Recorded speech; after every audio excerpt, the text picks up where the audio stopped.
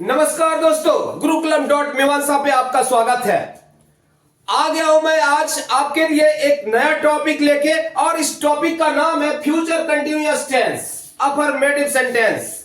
आज इसी पर हम लोग चर्चा करेंगे, डिस्कस करेंगे। इसमें हम लोग सीखेंगे कि फ्यूचर कंटिन्यूअस टेंस क्या होता है और फ्यूचर कंटिन्यूअस टेंस का स्ट्रक्चर कैसे बनता है। हम कैसे रिकॉग्नाइज करेंगे कि फ्यूचर कंटिन्यूअस टेंस है, नहीं हिंदी में कैसे रिकॉग्नाइज करेंगे और फिर इंग्लिश में उसका स्ट्रक्चर कैसे बनेगा, इस पर आज हम लोग चर्चा करेंगे इस टॉपिक के ऊपर। तो चलिए आज चलते हैं, हम इसे समझते हैं।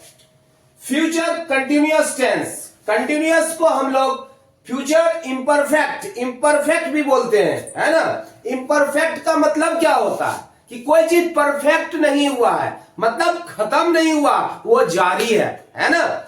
ये अफर्मेटिव सेंटेंस है।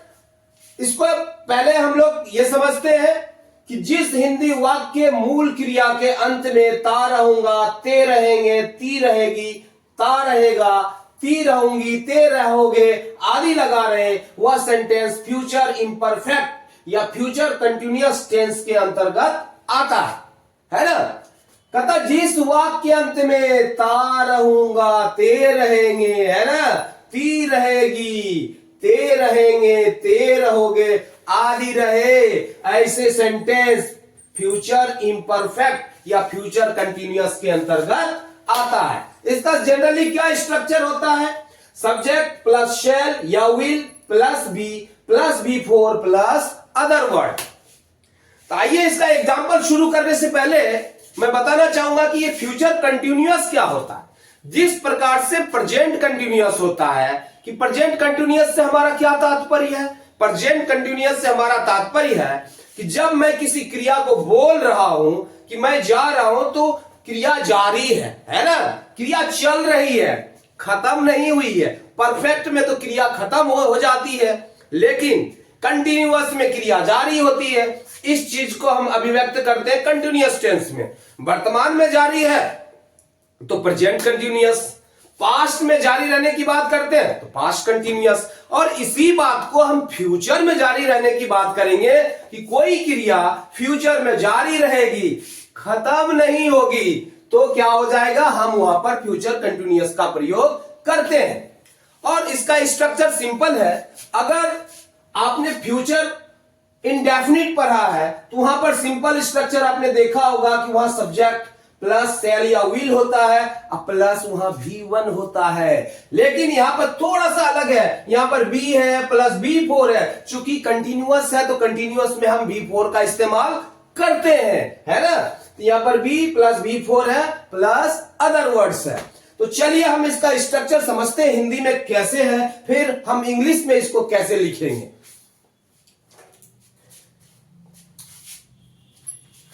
तो यहां पर है मैं दौड़ता रहूंगा, है ना। तो मैं दौड़ता रहूंगा है, तो यहां पर क्या हो जाएगा, मैं दौड़ता रहूंगा या मैं दौड़ रहा हूंगा, ऐसे भी आप लिख सकते हैं, वो भी गलत नहीं। भाव इंपॉर्टेंट है। क्या चीज है? भाव इंपॉर्टेंट। उसका अर्थ समझना जरूरी है। क्या कंटिन्यूटी की बात कर रहा है ना, मैं दौड़ रहा हूंगा, ये गलत क्या है ना। कई बार आप ट्रांसलेशन बुक में देखें मैं दौड़ता रहूंगा, अगर दौड़ रहा हूंगा है तो क्या गलत हो जाएगा? नहीं गलत होगा, वो भी वही होगा, फ्यूचर कंटिन्यूअस का ही बोध कराता है, तो उसका भी ऐसे ही बनने वाला है ना। आइए समझते हैं। मैं दौड़ता रहूंगा तो क्या हो जाएगा, आई का हो जाएगा, मैं का हो जाएगा आई में क्या लगता है, शैल, प्लस क्या है, बी, आई शैल बी दौड़ता रहूंगा, B4 रनिंग। बहुत ही आसान है समझना इसे। तुम खेलते रहोगे तो क्या हो जाएगा, यू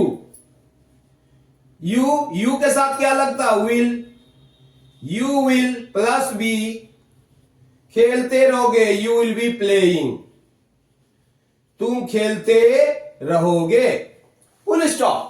उसी प्रकार से मैं वह लिखता रहेगा, तो ही है, ही के साथ क्या लगने वाला है, ही के साथ विल लगने वाला है, उसके बाद बी, और लिखता रहेगा तो राइटिंग। लिखता रहेगा तो क्या हो जाएगा? राइटिंग। वह लिखती रहेगी तो क्या है यहां? शी में क्या लगता है? शी में विल लगता है। शी विल बी क्या हो जाएगा? Writing. She will be writing. बहुत ही सिंपल है। राधा गाती रहेगी तो राधा के साथ क्या लगता है? नाम के साथ will. Radha will be singing. Radha गाती रहेगी। बहुत ही सिंपल है। एक है कि राधा सोई रहेगी, ये थोड़ा स्ट्रक्चर अलग है, लेकिन इससे पता क्या चलता है? भाई सोती रहेगी, सोने का काम जारी रहेगा, यही है ना। पी रहेगी नहीं है तो उससे क्या भाव तो आ रहा है, वही है ना। या इसको ऐसे भी बोल सकते हैं, राधा सो रही होगी, ये भी बोल सकते हैं। तो भाव वही निकल के आ रहा था, ये भी बनेगा फ्यूचर कंटिन्यूअस में। तो क्या हो जाएगा? Radha will be sleeping. Radha will be sleeping. ये भी बिल्कुल वैसे ही बनने वाला है। अब इसे हम लेते हैं, हम लोग पढ़ते रहेंगे तो क्या हो जाएगा? हम लोग का वी के साथ शैल का प्रयोग करते हैं। We shall be reading. हम लोग पढ़ते रहेंगे, वी शैल बी रीडिंग। आगे इसका स्ट्रक्चर कैसे होगा? तुम लोग खाते रहोगे। यहां पर क्या हो जाएगा? You will be eating. तुम लोग खाते रहोगे। बहुत ही सिंपल है। उसके बाद वे लोग सीखते रहेंगे। वे लोग का क्या होगा? दे के साथ विल का प्रयोग होता है। They will be learning. They will be learning. वे लोग सीखते रहेंगे, है ना। उसके बाद क्या है? मोहन और सोहन नाचते रहेंगे। ये कैसे हो जाएगा? मोहन एंड सोहन। मोहन एंड सोहन के साथ क्या लगने वाला है? विल बी क्या हो जाएगा? Dancing. Will be dancing. Mohan और सोहन नाचते रहेंगे। अब यहां है वे लड़के दौड़ते रहेंगे। वे लड़के, यहां दा लगने वाला है लड़के के साथ, तो द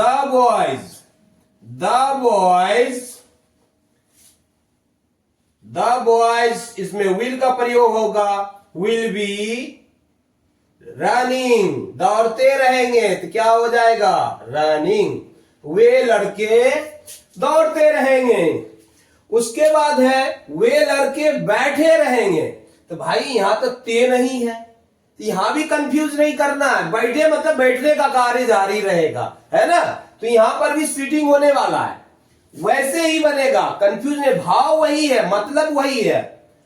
या वे लोग बैठे रहेंगे या बैठ रहे होंगे, ऐसे भी हम लिख सकते हैं। वे लोग सीख रहे होंगे, तुम लोग खा रहा होगा, या तुम लोग खा रहे होंगे, आप लोग खा रहे होंगे, ऐसे भी बन सकता है। इसमें कंफ्यूज नहीं करना है। तो यहां क्या आ जाएगा? द बॉयज विल बी क्या होगा? Sitting. The boys will be sitting. वे लड़के बैठे रहेंगे, है ना। तो ये बहुत ही आसान है।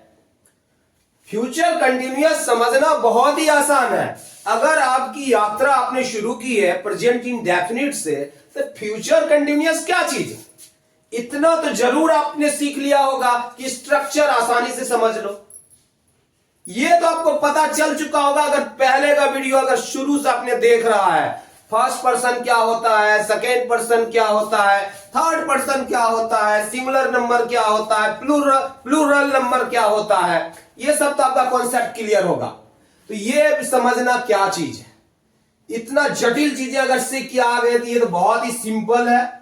और जाते जाते मैं बताऊंगा कि आप जब भी ये कॉन्सेप्ट बनाओ तो किसी एक वर्ब का प्रयोग करो। पहले एक ही वर्ब से इस तरह का स्ट्रक्चर तैयार करो, खुद से स्ट्रक्चर तैयार करो, खुद से सोचो, खुद क्रिएटिव बनो। जब तक आप अपने ब्रेन का इस्तेमाल नहीं करोगे, जब तक आप इमेजिन करना नहीं सीखोगे, तब तक आपका कॉन्सेप्ट अच्छे से नहीं बनने वाला है।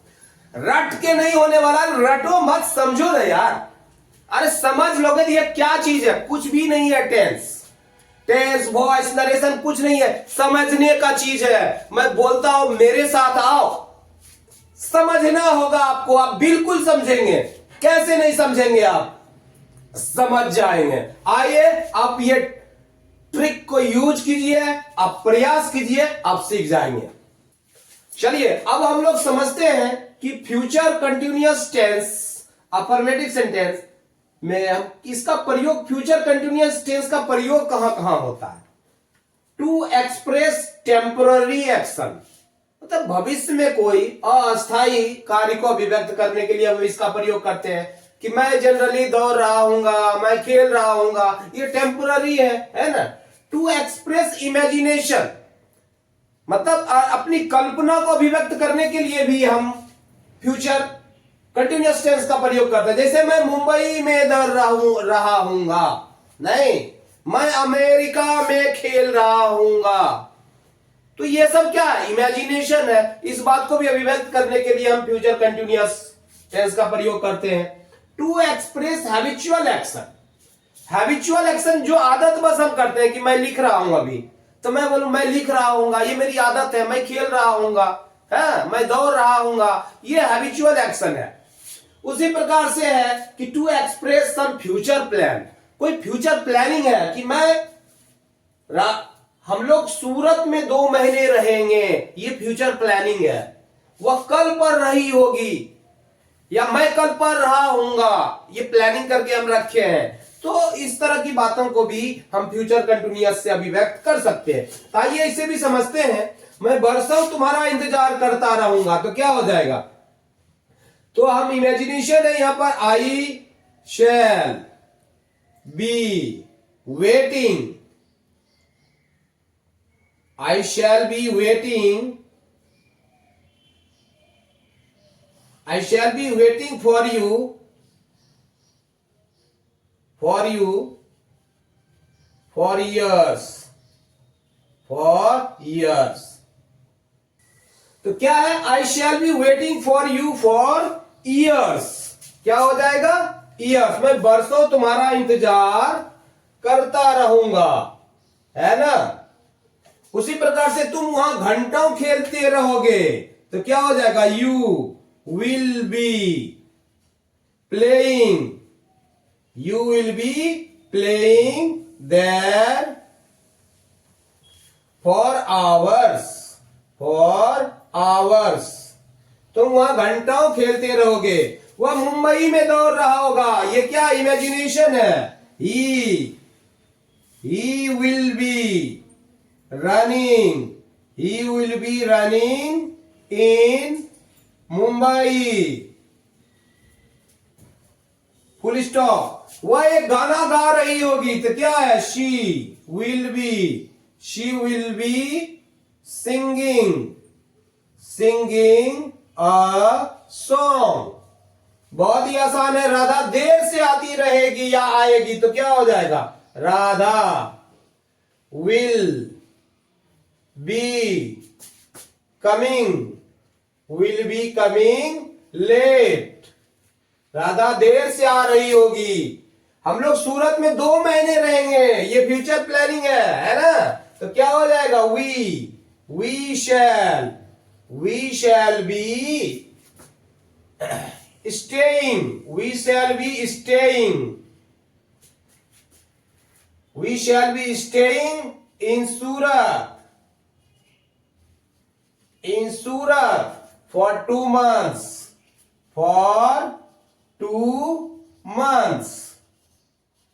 हम लोग सूरत में 2 महीने रहेंगे। we shall be staying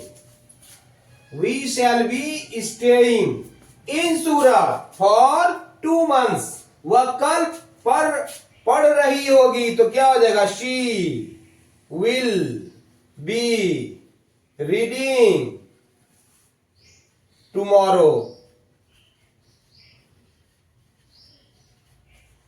ये क्या है, एक्सप्रेशन फ्यूचर प्लान इमेजिनेशन की भी बात कर रहा है, लेकिन इमेजिनेशन सच हो भी सकता है और नहीं भी हो सकता है। वह कल पर रही होगी, हो सकता है, निश्चित है, तब तो इसका टेंस चेंज हो सकता है ना। लेकिन भविष्य की बात कर रहा है, इमेजिनेशन की बात कर रहा है ना, तो वह कल पर रही होगी, she will be reading tomorrow, हम इस प्रकार से अभिव्यक्त कर सकते हैं। ये बहुत ही आसान है, इस पे कंफ्यूज मत करना है। लेकिन हम लोग जब टाइम एंड टेंस एक बार पढ़ेंगे, कहां पर हम फ्यूचर की बातें हम कैसे प्रेजेंट में अभिव्यक्त करते हैं। कई बार होता है कि फ्यूचर इंडेफिनिट की बहुत सारी बातें, कल प्रधानमंत्री आएंगे, ये निश्चित है, तो ये आसान है ना। प्रधानमंत्री, the prime minister comes tomorrow, ये प्रेजेंट इंडेफिनिट में बनेगा, लेकिन इसको हम लोग अलग से समझेंगे कि टाइम एंड टेंस के हिसाब से समझेंगे। लेकिन ये कल्पना की बात है, इसलिए हम ऐसे बना रहे हैं। अगर हमारा ये वीडियो आपको पसंद आया हो तो हमारे चैनल को जरूर लाइक करें, सब्सक्राइब करें और ज्यादा से ज्यादा अपने दोस्तों में शेयर करें और हमें ज्यादा से ज्यादा लोगों तक पहुंचने में मदद करें। तब तक के लिए जय हिंद, जय भारत।